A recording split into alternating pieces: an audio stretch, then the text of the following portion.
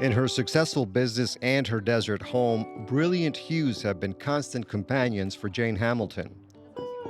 I love color. I've always loved color. I don't know, there's just something about it. It seems like God gave us color. It's happy, it's changes the mood. And it's quite fitting when you think about it, since Hamilton has lived a vibrant life surrounded by artwork, people from different backgrounds, hard work, and perseverance. She has owned and operated an art gallery for more than 3 decades, no small accomplishment in the world of commerce. So I have the two there. These are 60 by 30 each. So that would be 60 by 60. Yeah, okay. One of my daughters married a guy with a degree in business, and he said to me, you know what the odds are of you succeeding? In a first-time business, it's like 5%, maybe. And with no money, probably zero. And then within 5 years, almost nobody succeeds at a first-time business. The inspiration began one summer in the late 1970s while she was living in a teepee in New Mexico. She was praying for a sign about what to do with her life when the owner of a gallery in Taos started asking her to work for him temporarily. And so I finally agree, and when I walk in the door, I have total peace. I'm still not thinking about that prayer. I'm just thinking, well, I'll do this. I'll answer his phones for 2 weeks. And I started selling all these paintings. Thank you. Thanks for coming. He encouraged her to remain there full time. You have to work here now. And I said, why? And he said, because you're an art dealer. I said, how do you know? And he said, because art dealers sell art and everybody else answers the phone. We can't teach it. You either have it or you don't. And there you are. You're a natural art dealer. So I became an art dealer. In the early 1990s, Hamilton was now living in Southeast Arizona and working at 3 part-time jobs. She had become familiar with the local art scene, and people recommended she open an art gallery in Bisbee. However, she was raising 4 children alone and funds were tight, so she consulted her counselor. He said to me, do you have any money? If I know you, you must have some money saved. I said, well, I do have $400. And he said, that's all you need. And I said, why? And he said, because that's all you have. But it sort of made sense. I went to business college. I know better. I know you need money. I know you need a plan. I know all this. But I didn't have those choices. And so he said, well, then you're supposed to do your own thing. He also told her she would need her children's support, so Hamilton set up a meeting with them to explain the scenario. She told them she would never leave them, but they would eventually grow up and start their own lives. In the meantime, she needed a job to provide for the family.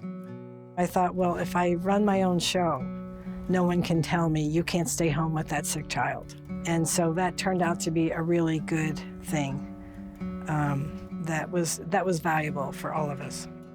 Amy, the 10-year-old, said, how much money do we have?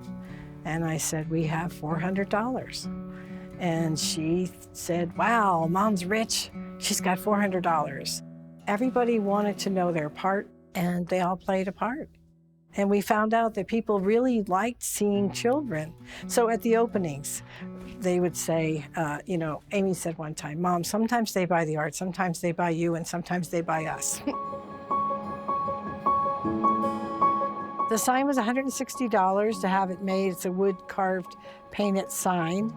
And I paid $80 down. And actually, we were supposed to be fine arts, but she forgot the S. So that's why we became fine art. A little trivia there. She also credits a supportive community in Bisbee. They wanted her to succeed. I had friends who would come and we call gallery sit. They would sit for me if I needed to be with my children or take a trip or a vacation or something special came up. She was also lucky along the way when the stars aligned for welcome surprises. The gallery had not even officially opened in 1992 when a visiting passerby noticed a few paintings inside. He asked me if I had a telephone. I said no. He said, go to your neighbor, borrow a phone book, and call the Bisbee airport and have them measure the door of my airplane. And if this, picked a painting on the wall, if this painting will fit in the door, I'll buy it. And by 1 inch, we sold our first painting the day before we opened. A few years after opening her first location in Bisbee, she moved to a bigger place there. Then, north to Tucson, where she would have a larger pool of customers year-round. The year was 2001.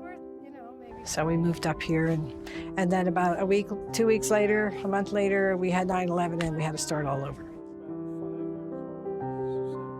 The current location is her fourth and largest facility. She's been here for more than a decade. Sketching's underneath paint. You can't paint if you can't sketch. I think it's just such a blessing. I think that, I have a gift I've been given, and, I don't know, God blessed it. I also felt like it was my calling.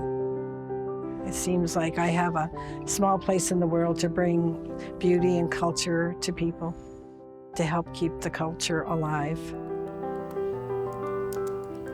I am writing a book. I've started putting together stories of things that have happened over the last 42 years. I'm just working on my life and being led in the Spirit to do what I do.